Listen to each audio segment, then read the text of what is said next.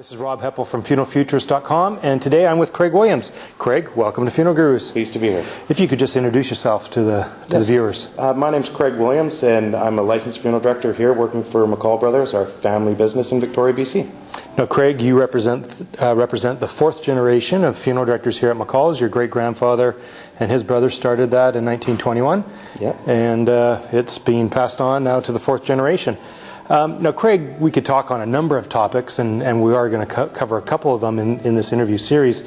But one thing about what McCall's does differently than some other funeral homes is personalizing pre-arrangements, and I think that's what we're going to talk about now.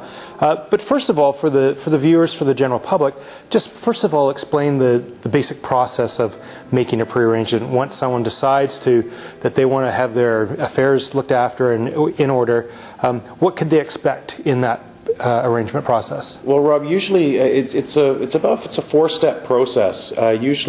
Firstly, we would obtain some vital statistical information. This is information that the government requires here in BC for registration of death. Secondly, we'd ask them some of the major decisions, whether it's going to be burial or cremation.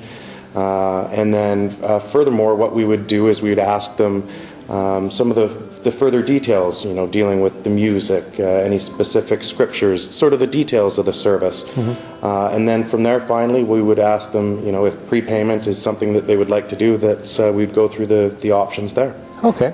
Now, we are going to actually focus on that third section. So once people have decided what type of service they're going to have, whether it's going to be a traditional type of funeral service or a memorial gathering or what have you, or anything in between, and they've chosen either burial or cremation, I know that McCall's really goes into the personalization, and so that third step of getting those specific details. So, the basics would be, I guess, writing out someone's obituary notice and obviously leaving a few blanks there. Yeah.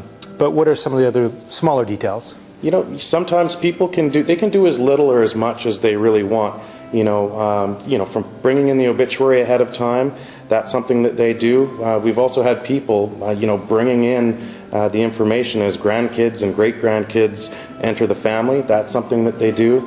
A lot of the memorialization that we're doing in services now, dealing with the video tributes and the memorial folders, people are bringing them in ahead of time, whether it's just the pictures or the specific scriptures or the readings or the poems or the poetry that they'd like mentioned on those folders. And you were actually saying that in the past, actually, people have actually brought in the actual memorial folders sitting in the cabinet, and absolutely, you just had to add the dates at the time. And exactly right. Yeah. And so, what are some more of the other